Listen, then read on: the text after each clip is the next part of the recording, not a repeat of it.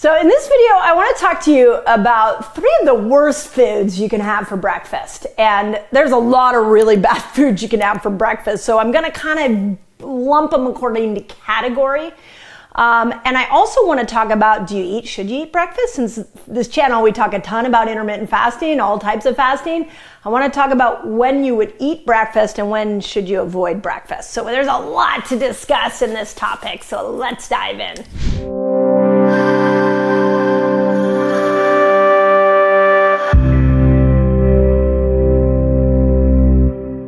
First, I want to talk, I literally just had a conversation with Dr. Sachin Panda, who is one of the leading intermittent fasting experts. He also is a circadian rhythm expert. I just had an amazing conversation with him yesterday on the Resetter podcast about the timing of food. And so you can listen to that depending on when you're listening to that. To this video, you can go to the Resetter podcast and go look up the timing or see that interview. And what was really interesting is that we talked a lot about what is more important, the quality of food or the timing of food. And there's a lot of discussion right now, specifically around intermittent fasting, because it's been around for so long that a lot of people are saying, no, we shouldn't be skipping breakfast. We should be eating breakfast. There's a lot of people that are like, we should be eating breakfast first thing and when you get up in the morning. And so I wanted to go to the circadian rhythm expert and ask him specifically about the timing of foods.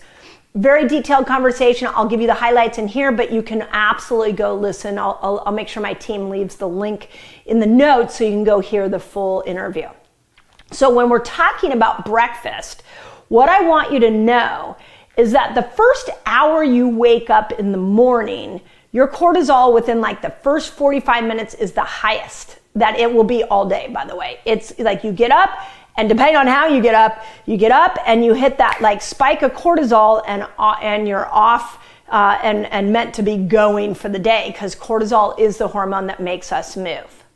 Now, the worst thing you could ever do for your health is have cortisol high and insulin high at the same time.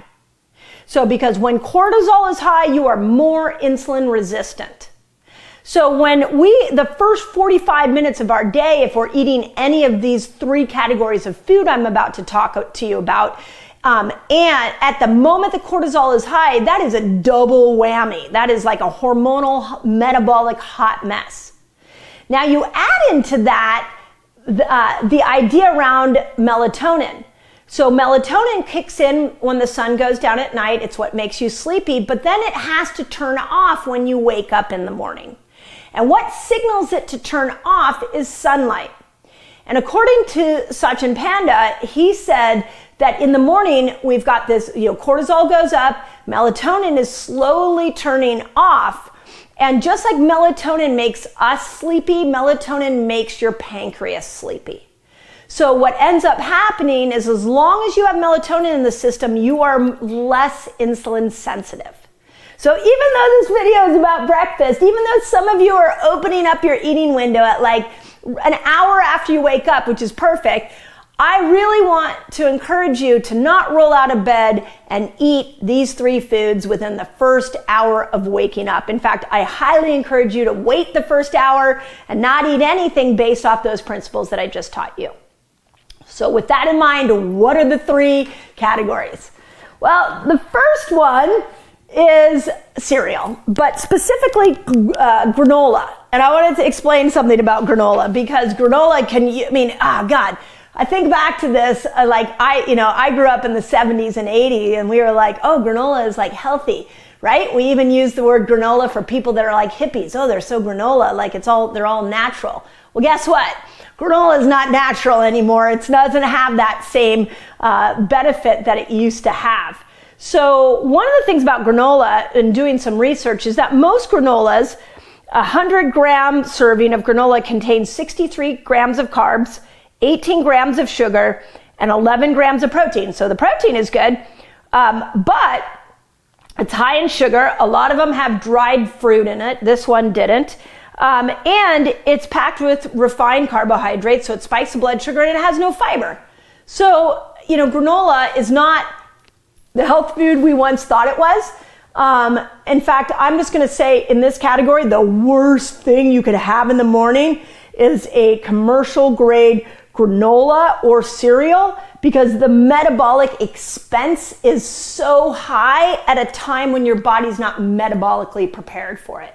So I would recommend, if you found a healthy granola, maybe you eat it an hour or two after you wake up, but definitely not in the first hour. Deal? Make sense?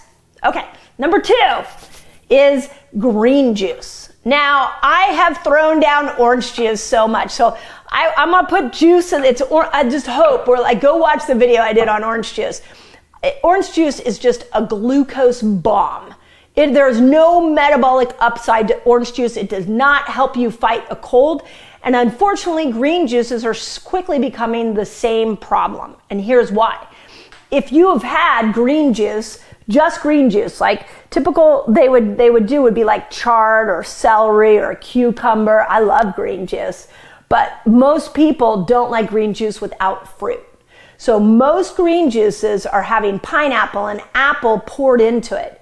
In fact, some of the commercial green juices, I always look at the label and I look at what the first vegetable or fruit is inside that juice.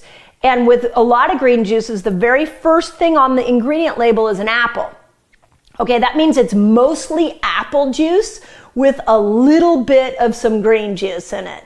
So don't be fooled. Just because it's green doesn't mean it's healthy. Every single time I get a green juice, I get it without the pineapple, without the apple. Yes, it's not as tasty, but I don't want the glucose expense.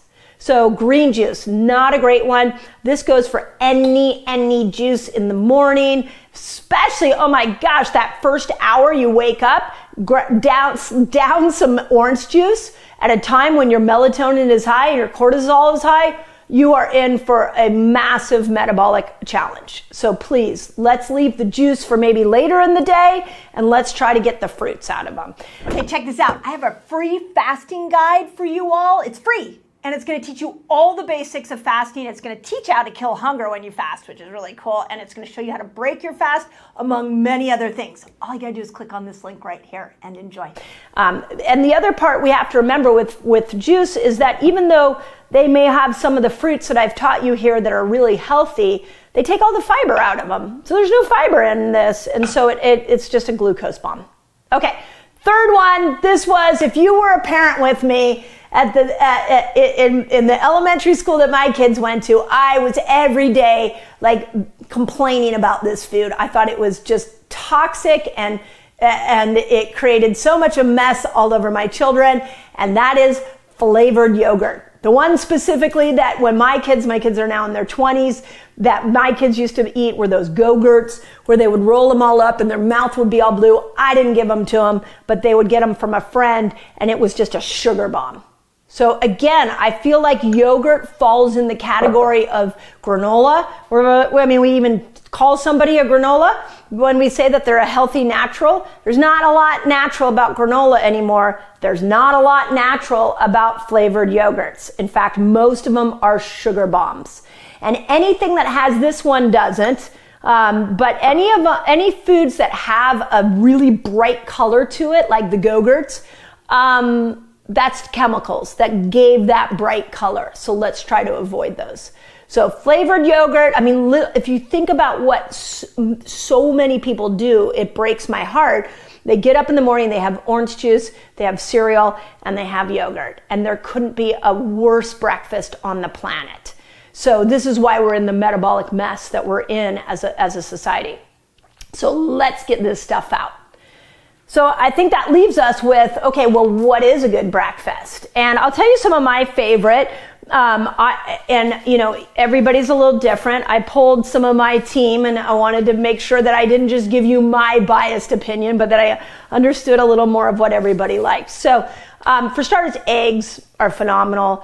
Eggs have leucine in them, which is the amino acid hero of the day. So they stabilize your blood sugar. There's so many reasons to love eggs. Smoked salmon, a lot of people do lox in the morning, great with all the omegas.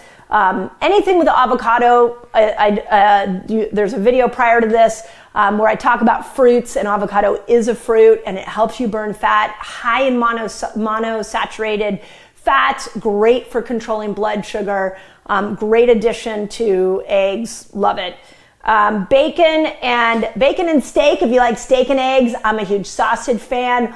Always make sure if you're eating meat that you get the meat without the pesticides and the antibiotics and everything that's poured into that. And the last thing is, if you are a yogurt fan, and I actually do this a lot over the years with the clients that I coached, a lot of times I would have them do Greek yogurt with berries in the morning. So if you're gonna go down the yogurt, go down the Greek yogurt path. It has more protein, it has more fat, it'll stabilize your blood sugar. And then, like I said, let's try to keep it an hour away from the moment you wake up. I would say even 2 hours. A general rule I like to follow for myself so I can mind melatonin and not put a lot of stress on my pancreas is I eat in the light. Whenever it's light out, melatonin's down. So it's a really interesting approach to looking at when to eat.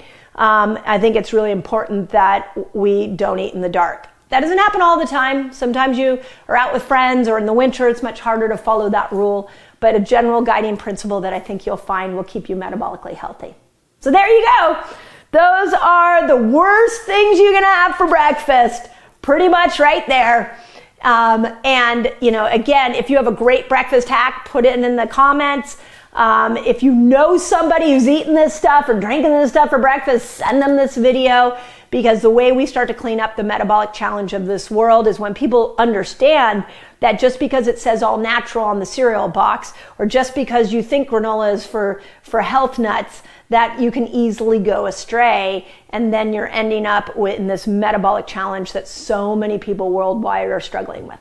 So there you go. As always, I hope that helps.